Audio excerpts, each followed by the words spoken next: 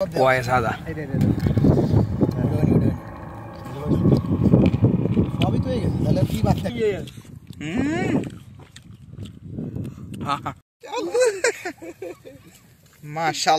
আসসালামু আলাইকুম গাইস, প্রবাস কথা ইউটিউব চ্যানেলে আপনাদেরকে স্বাগতম।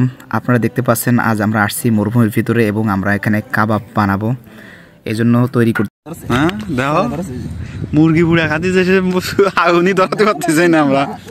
আমরা বাজার থেকে কয়লা কিনে নিয়ে আসছি, আনার পর সেইটা আমরা আগুন দিয়ে জ্বালানোর চেষ্টা করতেছি এবং তার ভিতরে কিছুটা তেল দিয়েছি। এদিকে হামজা আমাদের সাথে সহযোগিতা করতেছে, সে এই যে আগুন জ্বালিয়ে ফেলছে অলরেডি।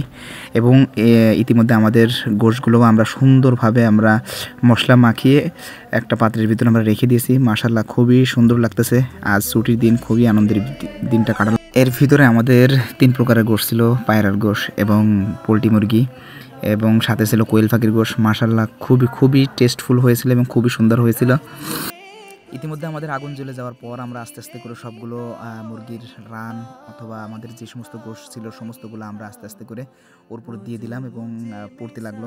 এবং গাইস আপনারা দেখতে পাচ্ছেন যে আস্তে আস্তে কালারটা কত সুন্দর হয়েছে, একেবারে খাওয়ার উপযুক্ত হয়ে গেছে। এখনই আমরা খাওয়া শুরু করব আমরা, এবং দেখতে পাচ্ছেন যে আমরা অলরেডি প্লেটের উপরে আমরা খাওয়া শুরু করে দিয়েছি। মরুভূমির ভিতরে কি পরিমাণ খাচ্ছে আমি হামজা, এবং সাথে সাথে আমরা সকলেই এই টাইমটা আমরা খুবই এনজয় করছি। আসলে প্রবাসীদের কাজের ফাঁকে ফাঁকে এরকম একটা সময় পাওয়াটা এটা খুবই গুরুত্বপূর্ণ একটা বিষয় আমি বলে মনে করি।